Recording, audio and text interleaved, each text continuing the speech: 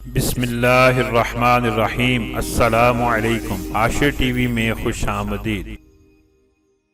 عصائے موسیٰ، یہ حضرت موسیٰ علی نبینا و علیہ الصلوۃ والسلام کی وہ مقدس لاٹھی ہے جن کے ذریعے سے بہت سارے معجزات کا ظہور ہوا۔ مزید ڈسکس کرنے سے پہلے اس ویڈیو کو لائک کریں، عاشر ٹی وی کو سبسکرائب کریں اور بیل آئیکن کو ضرور کلک کریں۔ انہیں قرآن مجید فرقان حمید نے مختلف عنوانات کے ساتھ بیان فرمایا ہے۔ اس مقدس لاٹھی کی تاریخ بہت قدیم ہے جو اپنے دامن میں سینکڑوں تاریخی واقعات کو سمیٹے ہوئے ہے، جن میں عبرتوں اور نصیحتوں کے ہزاروں نشانات ستاروں کی طرح جگمگا رہے ہیں اور جن سے اہل نظر کو بصیرت کی روشنی اور ہدایت کا نور ملتا ہے۔ یہ لاٹھی حضرت موسیٰ علیہ الصلوۃ والسلام کے قد کے برابر 10 ہاتھ لمبی تھی اور اس کے سرے پر 2 شاخیں تھیں جو رات میں مشعل کی طرح روشن ہو جایا کرتی تھیں۔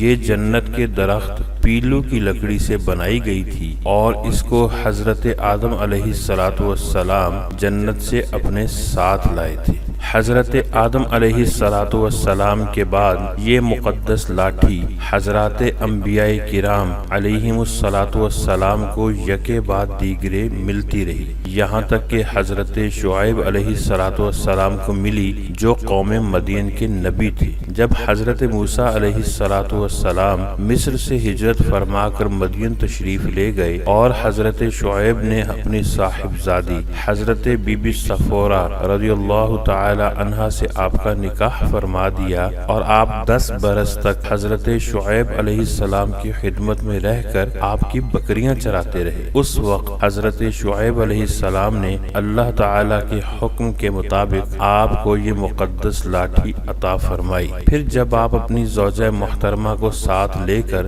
مدین سے مصر اپنے وطن کے لیے روانہ ہوئے اور وادی مقدس مقام طوا میں پہنچے تو اللہ تعالی نے اپنی تجلی سے آپ کو سرفراز فرما کر منصب رسالت کے شرف سے سربلند فرمایا۔ اس وقت اللہ تعالی نے آپ سے جس طرح کلام فرمایا قرآن مجید نے اس کو اس طرح بیان فرمایا۔ ترجمہ: اور یہ تیرے سیدھے ہاتھ میں کیا ہے اے موسیٰ؟ عرض کی یہ میرا عصا ہے، میں اس پر تکیہ لگاتا ہوں اور اس سے اپنی بکریوں کے پتے جھاڑتا ہوں اور میرے اس میں اور بھی کام۔ معتبر تفسیروں میں لکھا ہے کہ دوسرے کاموں سے مراد یہ ہیں: اس کو ہاتھ میں لے کر اس کے سہارے چلنا، دن میں اس کا درخت بن کر آپ پر سایہ کرنا، رات میں اس کی دونوں شاخوں کا روشن ہو کر آپ کو روشنی دینا، اس سے دشمنوں، درندوں، سانپوں اور بچھوؤں کو مارنا، کنویں سے پانی بھرنے کے وقت اس کا رسی بن جانا اور اس کی دونوں شاخوں کا ڈول بن جانا، بوقت ضرورت اس کا درخت بن کر حسب خواہش پھل دینا اور اس کو زمین میں گاڑ دینے سے پانی کا نکل آنا وغیرہ۔ حضرت موسیٰ علیہ الصلوۃ والسلام اس مقدس لاٹھی سے یہ تمام کام لیتے رہے، مگر جب آپ فرعون کے دربار میں ہدایت فرمانے کی غرض سے تشریف لے گئے اور اس نے آپ کو جادوگر کہہ کر جھٹلایا تو آپ کے اس عصا کے ذریعے بڑے بڑے معجزات کا ظہور شروع ہو گیا، جن میں سے 3 معجزات کا تذکرہ قرآن مجید نے فرمایا ہے۔ فرعون نے ایک میلہ لگوایا اور اپنی پوری سلطنت کے جادوگروں کو جمع کر کے حضرت موسیٰ علیہ الصلوۃ والسلام کو شکست دینے کے لیے مقابلے پر لگا دیا، اور اس میلے کے اژدہام میں جہاں ہزاروں لاکھوں انسانوں کا مجمع تھا، ایک طرف جادوگروں کا ہجوم اپنی جادوگری کا سامان لے کر جمع ہو گیا اور ان جادوگروں کی فوج کے مقابلے میں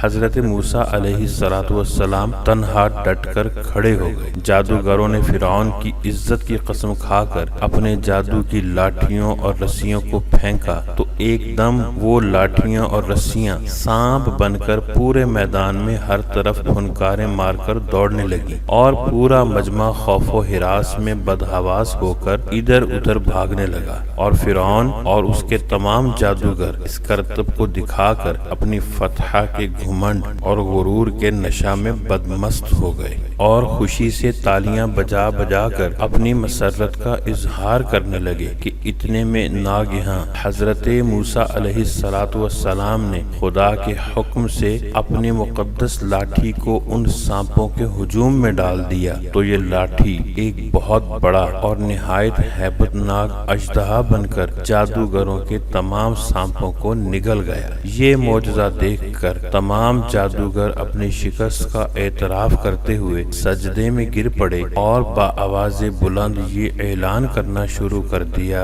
آمنا برب ہارون و موسیٰ، یعنی ہم سب حضرت ہارون اور حضرت موسیٰ علیہ السلام کے رب پر ایمان لائے۔ بنی اسرائیل کا اصل وطن ملک شام تھا، لیکن حضرت یوسف علیہ السلام کے دور حکومت میں یہ لوگ مصر میں آ کر آباد ہو گئے اور ملک شام پر قوم عمالقہ کا تسلط اور قبضہ ہو گیا جو بدترین قسم کے کافر تھے۔ جب فرعون دریائے نیل میں غرق ہو گیا اور حضرت موسیٰ علیہ السلام کو فرعون کے خطرات سے اطمینان ہو گیا تو اللہ تعالی نے حکم دیا کہ قوم عمالقہ سے جہاد کر کے ملک شام کو ان کے قبضے سے آزاد کرائیں۔ چنانچہ آپ جناب حضرت سیدنا موسیٰ علی نبینا علیہ السلام 6 لاکھ بنی اسرائیل کی فوج کو لے کر جہاد کے لیے روانہ ہوئے، مگر ملک شام کی حدود میں پہنچ کر بنی اسرائیل پر قوم عمالقہ کا ایسا خوف سوار ہوا کہ بنی اسرائیل ہمت ہار گئے اور جہاد سے منہ پھیر لیا۔ اس نافرمانی پر اللہ تعالی نے بنی اسرائیل کو یہ سزا دی کہ یہ لوگ 40 برس تک میدان تیہ میں بھٹکتے اور گھومتے پھرے اور اس میدان سے باہر نہ نکل سکے۔ حضرت موسیٰ علیہ السلام بھی ان لوگوں کے ساتھ میدان تیہ میں تشریف فرما تھے۔ جب بنی اسرائیل اس بے آب و گیاہ میدان میں بھوک اور پیاس کی شدت سے بے قرار ہوئے تو اللہ تعالی نے حضرت موسیٰ علیہ السلام کی دعا سے ان لوگوں کے کھانے کے لیے من و سلوہ آسمان سے اتارا۔ من شہد کی طرح ایک قسم کا حلوہ تھا اور سلوہ بھونی ہوئی بٹیریں تھیں۔ کھانے کے بعد جب یہ لوگ پیاس سے بےتاب ہونے لگے اور پانی مانگنے لگے تو حضرت موسیٰ علیہ السلام نے پتھر پر اپنا عصا مارا تو اس پتھر میں 12 چشمے پھوٹ کر بہنے لگے اور بنی اسرائیل کے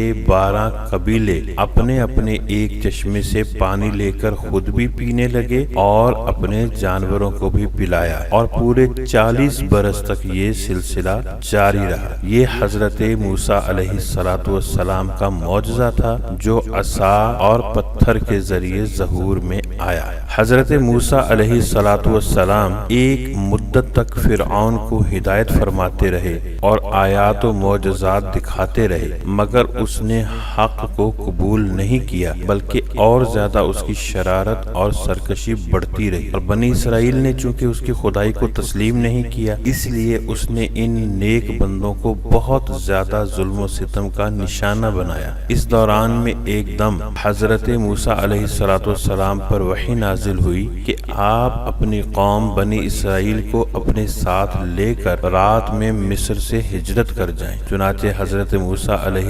السلام بنی اسرائیل کو ساتھ لے کر راتوں رات مصر کے لیے روانہ ہو گئے۔ جب فرعون کو پتہ چلا تو وہ بھی اپنے لشکروں کو ساتھ لے کر بنی اسرائیل کی گرفتاری کے لیے چل پڑا۔ جب دونوں لشکر ایک دوسرے کے قریب ہو گئے تو بنی اسرائیل فرعون کے خوف سے چیخ پڑے کہ اب تو ہم فرعون کے ہاتھوں گرفتار ہو جائیں گے، اور بنی اسرائیل کی پوزیشن بہت نازک ہو گئی کیونکہ ان کے پیچھے فرعون کا خونخوار لشکر تھا اور آگے موجیں مارتا ہوا دریا تھا۔ اس پریشانی کے عالم میں حضرت موسیٰ علیہ السلام مطمئن تھے اور بنی اسرائیل کو تسلی دے رہے تھے۔ جب دریا کے پاس پہنچے تو اللہ تعالی نے حضرت موسیٰ علیہ السلام کو حکم فرمایا کہ تم اپنی لاٹھی دریا پر مارو۔ چنانچہ جو ہی آپ نے دریا پر لاٹھی ماری تو فوراً ہی دریا میں 12 سڑکیں بن گئیں اور بنی اسرائیل ان سڑکوں پر چل کر سلامتی کے ساتھ دریا سے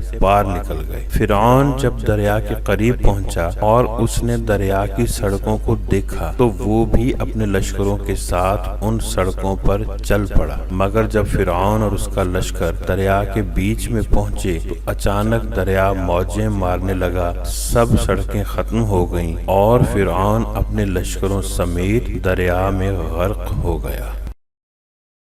دوستو، حاشر ٹی وی کو سبسکرائب کرنا مت بھولیے گا، اس ویڈیو کو لائک کریں، شیئر کریں اور کمنٹ سیکشن میں اپنی رائے کا اظہار ضرور کریں۔ اللہ تعالی ہمیں آسانیاں عطا فرمائے اور آسانیاں تقسیم کرنے کا شرف عطا فرمائے۔ اپنا بہت سا خیال رکھیے گا۔ اللہ نگہبان۔